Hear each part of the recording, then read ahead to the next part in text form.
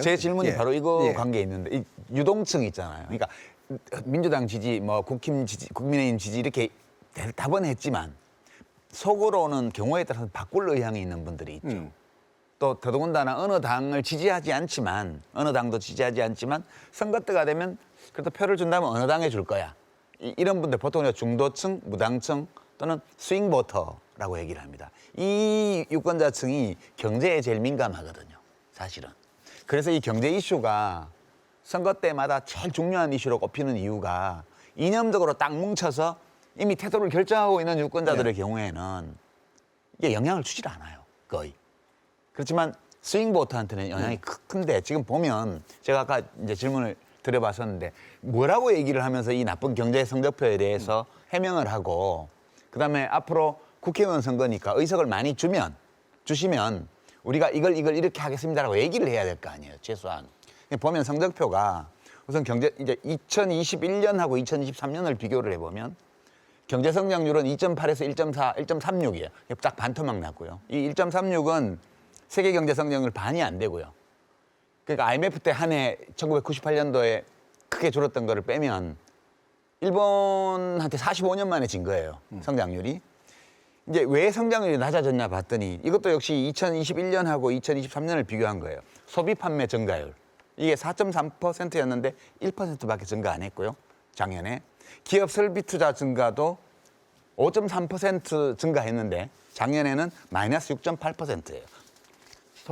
투자가 안 됐다는 뜻입니다. 감세를 했지만 부자 감세를.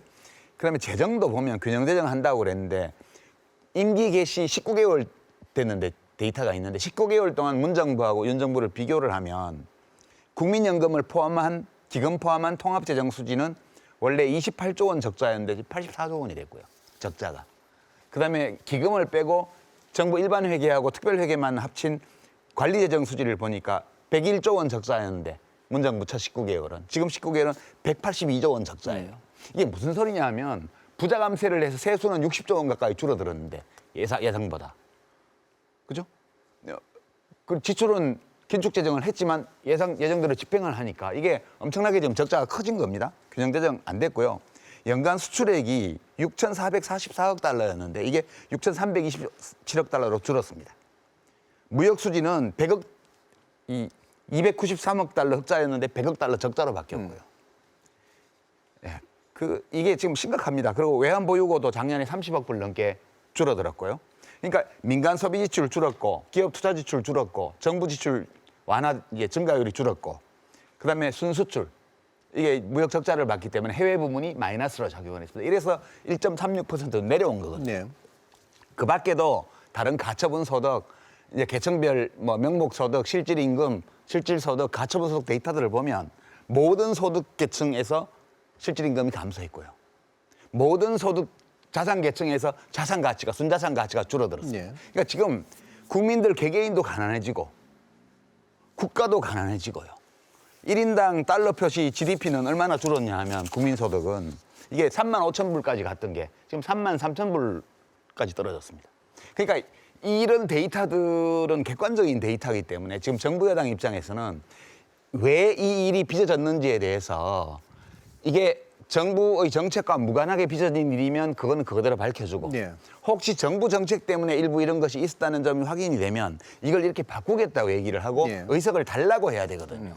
근데 지금 정부 여당에서 하는 것도 그렇고 정부에서 하는 것도 그렇고 이 성적표에 대해서 모르쇠로 일관하고 있는 겁니다. 그리고 이제 유승민 의원님은 경제 전문가시니까 경제학 박사시니까 이거 한눈에 딱 보면 다 아시는데 일반 국민들은 언론이 보도 안 하면 몰라요. 그냥 경기가 안 좋은가 보다 이렇게 생각하는 거지. 지금 굉장히 위험한 상황까지 지금 경제가 와 있는 거거든요. 예. 여러 가지 지표를 가지고 기간에 따라서 어떤 지표이냐에 따라서 유 작가님 방금 이야기하신 뭐 수많은 숫자들은 팩트 체크 해볼 게 상당히 있고요. 그거는 어떻게 어느 기간을 정해서 어떻게 보느냐에 따라서 문재인 정권하고 비교할 때 결론이 약간 달라질 부분이 분명히 있는데 근데 지금 뭐 그걸 가지고 제가 일일이 논박하지는 않겠습니다. 근데 경제가 무지 나쁜 거는 그런 통계를 안 봐도 지금 매일매일 먹고 사는 국민들께서 제일 잘 느끼고 계세요, 이미. 그러니까 그 경제가 안 좋다는 그게 뭐 물가고 수출이고 뭐 일자리고 이자 부담이고 그 모든 것들이 지금 소상공인 자영업자 그냥 가정주부 다 지금 느끼고 있는 거기 때문에 그게 지금 중도층의 아까 유동층의 표심에 이렇게 영향을 미치고 있는 거거든요. 아까 그 저 표 중에 무슨 국민의힘이 코아 지지층이 더 뭐 응집력이 있다 이런 14%. 약간 더. 예. 근데 그 숫자는 진짜 아무것도 아닌 게 예. 중도층 무당층에서 지금 민주당 지지자들이 훨씬 많아요. 2배 이상 많습니다. 그런 상황이기 때문에 중도 무당층이라는 사람들은 기본적으로 본질적으로 코아 지지층이 될 수가 없는 분들인데 그분들이 예? 경제적인 문제 이런 것 때문에 지금 민주당 지지를 더 많이 하고 윤석열 정부 심판한다 이러잖아요. 네. 그래서 제가 지금 제가 대통령도 아니고 제가 여당의 비대위원장도 아닙니다만은 지금 2달 남은 선거에서 정부 여당 입장에서는 이대로 가면 참패이기 때문에 또 그중에 경제가 중요하기 때문에 지표를 2달 만에 바꿀 생각은 못 하는 거고 그러면 앞으로 우리가 지난 2년간 이렇게 해왔지만 앞으로는 이렇게 하겠다라는 것 중에 몇 가지를 예컨대 이야기를 들면 그러면 예컨대 김포 서울 편입하거나 무슨 역마다 지하하거나 이거는 저는 좀 아닌 것 같아요. 이거는 경기도민들, 서울 시민들이 야 저거 선거 때 또 저런 거 들고 나왔구나 이러는 아주 단골 메뉴거든요. 그런 거 말고 예컨대 감세 문제 같은 거, 세금 문제 국민들 굉장히 민감하시거든요. 근데 지금 금투세도 그렇고 예? 주식거래 양도세도 그렇고 법인세, 예? 소득세 또 심지어 상속 증여세까지 여러 가지 이야기가 나오고 있지 않습니까? 거기를 민주당이 부자 감세라는 프레임으로 아주 오래된 프레임이죠. 보수 정권을 공격하는 거기에 저희들이 바보같이 거기에 말릴 필요가 없는 거예요. 왜냐 세수가 얼마 아까 재정적자 예? 통합관리재정수지 이야기하셨지만 재정 적자나 국가 부채 문제 이렇게 심각한데 지금 감세를 하는 거는 이 컨텍스트에 맞지 않죠. 근데 대통령께서 그렇게 감세를 주장할 때도 여당은 어떤 포지션이어야 되냐면 여당은 대통령한테 그게 아니다 싶으면 말릴 수 있어야 되거든요. 네. 저는 감세 재정 문제가 그런 거라고 생각해요. 문재인 정권은 퍼주다가 재정을 망쳤지만 윤석열 정부는 지금 깎아주다가 지금 건전 재정을 못 지키고 있는 약속을. 네. 그래서 저는 이 문제는 세금 문제만 해도 그렇고요. 왜 우리가 할 게 없겠습니까? 우리가 할 게 저는 뭐 연금, 교육, 노동개혁 된 게 없잖아요. 오늘 첫 노사정 대화 오늘 첫 시작했다 그러고 연금개혁은 뭐 24개 던져놓고 아무것도 정부 아니었고 교육개혁 이제 뭐 조금씩 하고 있지만 그것도 국민들 머릿속에 남는 게 없는데 저는 여당 같으면 국민들한테 우리가 청년 일자리 비정규직 문제는 이렇게 해결하겠습니다. 어려운 분들을 위한 복지는 우리 이제까지는 이렇게 해왔지만 앞으로는 이렇게 하겠습니다. 그래서 좀 제가 늘 주장하던 따뜻한 공동체를 향한 따뜻한 보수를 지향하면서 연금, 교육, 노동 플러스 인구 문제하고 복지 문제. 저출산 공약은 지금 양당에서 경쟁적으로 내놓고 있어서 저는 다행이라고 생각합니다. 네. 인구 복지까지 한 5대 부분에 있어서 중요한 개혁을 저희들한테 국회에서 다수당을 만들어 주시면 저희들 이런 개혁을 하겠습니다. 라고 이야기하면서 지금 문제가 되고 할 수 있는 것들이 있잖아요. 김건희 특검법 무슨 뭐 명품백 문제 이런 거는 여당에서는 과감하게 저는 그 리스크를 해소를 해버려야 돼요. 대통령이 말을 듣든 안 듣든. 네.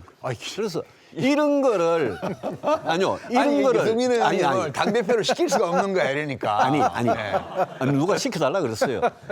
그러니까 이런 거를 안 하면 총선 결과가 너무나 뻔하게 보이고 총선 결과가 만약 지금 MBC 여론조사 이게 2달 뒤에 만약 실현이 돼가지고 이게 만약 현실이 된다면 그러면 윤석열 대통령은 뭐 하고 싶은 거 아무것도 못 하는데요, 뭐. 예. 그럼 여기서 그래서 크게 생각하면 자꾸 내보고 공자 말씀이라고 그러시는데 공자 말씀이 아니라 국민의 입장에서는 지금 절실한 거고 민주당은 여유 잡아도 돼요. 뭐 이재명 대표가 일주일에 3번 법원에 가든 말든. 근데 우리는 절실한 거예요, 지금. 예. 그럼 이게 좀 약간 덧붙여서요. 이게 이제 지금 논의에는 이제 정확하게 붙진 않습니다만 아까 나온 것 중에 그러니까 이런 신당들이라든가 이제 비례 중심 정당들이 어느 정도 지지를 받을까 이게 관심사였고 이게 이제 정치연합에서 굉장히 중요한 요소인데 현재까지 나온 거로는 10%포인트 정도 이게 그 분할 투표 의향이 줄었단 말이에요. 그 얘기는 양당으로 몰렸다는 얘기인데 그게 이제 병리평으로 돌아갈 것 같으니까 그랬을 수도 있고 아니면 아예 그냥 마음이 그렇게 굳어져가지고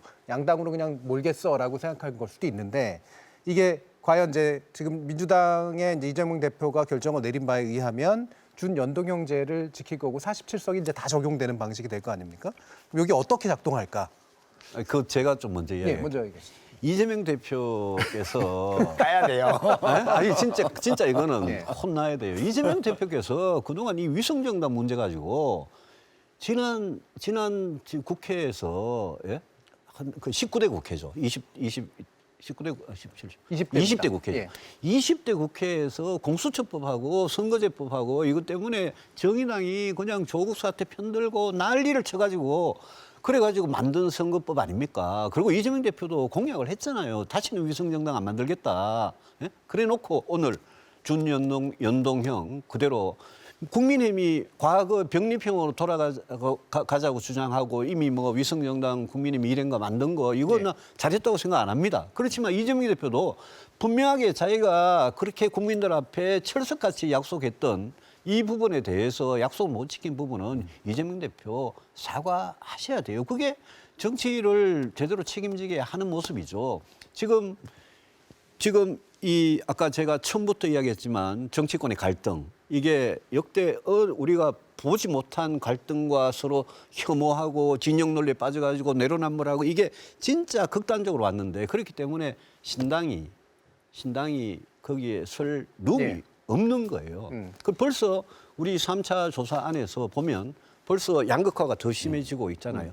1번당, 2번당 쪽으로 쫙 유권자들이 몰리고 서로 심판하려고 지금 몰리고 있죠. 결집하고 있잖아요. 거기에서는 신당이 여지가 없는 거예요. 오늘 준연동형으로 이제 선거제가 결정이 되면 유권자 중에 일부 유권자가 그래 뭐 비례는 내가 예? 뭐 어떤 신당 1번 신당, 2번 신당, 3번 신당이 있으면 비례는 내가 그 당을 정의당 있고 이러면 찍어주겠다라고 마음을 먹을 수가 있어요. 근데 그것도 민주당하고 국민의힘에서 각각 위성정당 이제 만들기 금방 만들 거잖아요, 지금. 그럼 만들면 저는 양극화가 비례에도 영향을 미쳐가지고 야, 이번 선거는 중간 지대가 신당이 뭔가 이렇게 숨을 쉴 여지가 너무 없는 상황이다. 그렇게 보여요. 네, 유 작가. 일단 현상 분석은 저도 거의 네. 이제 동일하게 하고요. 근데 다만 이 분석의 배경에 이제 두고 봐야 될 현상이 하나 있는데 우리 패널 조사 데이터에 보면 무당층, 중도층, 스윙보트층이 있잖아요. 여기가 어떤 식으로 두 당 사이에 어떤 비율로 갈라져 갔냐를 보면 한 5대3 비율로 민주당과 국민의힘 쪽으로 갈라졌어요. 6주 동안. 그리고 그 무당층과 중도층 쪽에서 대통령 국정수행 지지도 평가를 보면 25대 75예요.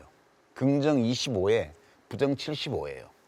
그다음에 어느 정당의 지역구 표를 어느 정당 후보에게 주겠냐 이렇게 물어보면 이것도 1대 2.5점 돼요, 지금 중도층. 그러니까 이제 이 데이터에서 왜 그렇게 여당의 어떤 선거 전망이 어둡게 보이냐 하면 다른 이유가 별로 없고요. 양쪽 지지층은 충분히 결집해 있는 상태고 예전부터. 그리고 지금도 결집해 있고요.